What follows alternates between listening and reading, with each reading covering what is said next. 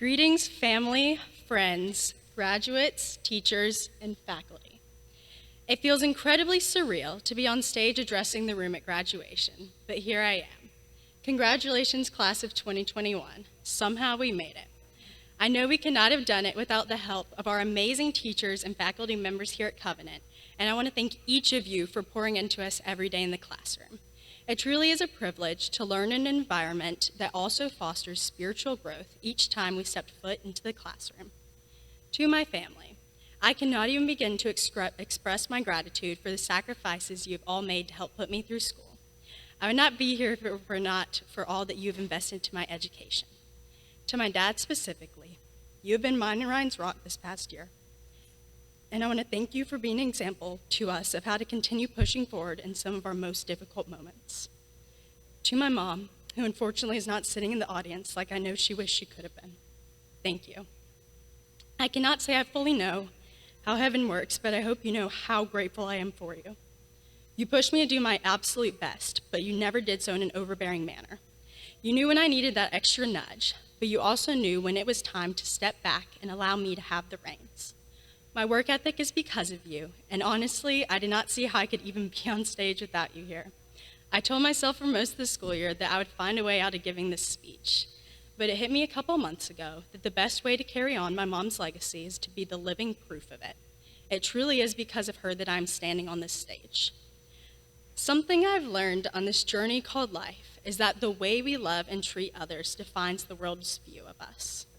About a month ago, I was babysitting, and the parents had just arrived home. I was talking to the girl's mom about my mom and what life without her looked like. She said to me, "I know your mom loved you deeply because I see it in the way you love my children." First of all, that meant a lot to me because it means that I am successfully living out my mom's legacy. Secondly, it reminded me of God's love. As Christians, we are called to love one another. John 13:35 states that, "By this everyone will know that you are my disciples, if you love one another." The world will know us as Christ followers by the manner in which we love others.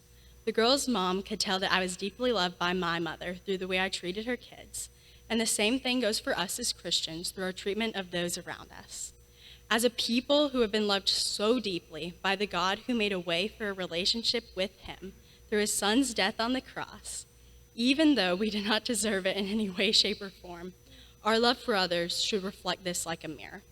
As a people who have been loved deeply, we should love others with that same love which stems from the true source. My final charge to the class is this: do not merely settle for the things of this world because Jesus is better. There's a statistic which floats around every year stating that somewhere between 60% and 80% of high school seniors leave the church as they move on to college. Those numbers terrify me, and I do not want that to be our class's story. Although worldly things are enticing, they ultimately leave you empty and unsatisfied.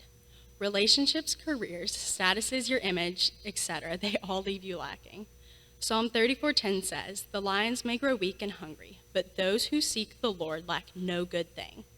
True contentment is found in the genuine pursuit of the Lord and the things of God, not the things of the flesh. In Christ, we lack nothing.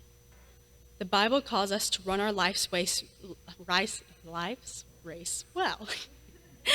And I'm glad to be able to say that my mom ran hers well, even as cancer ravaged her brain. I encourage all of us, including myself, to take the time to evaluate our hearts and our priorities, because at the end of this race called life, only the things pertaining to the kingdom have merit. Congratulations again, fellow members of the class of 2021. I know we have all worked hard to make it to this point. Let's finish this race well.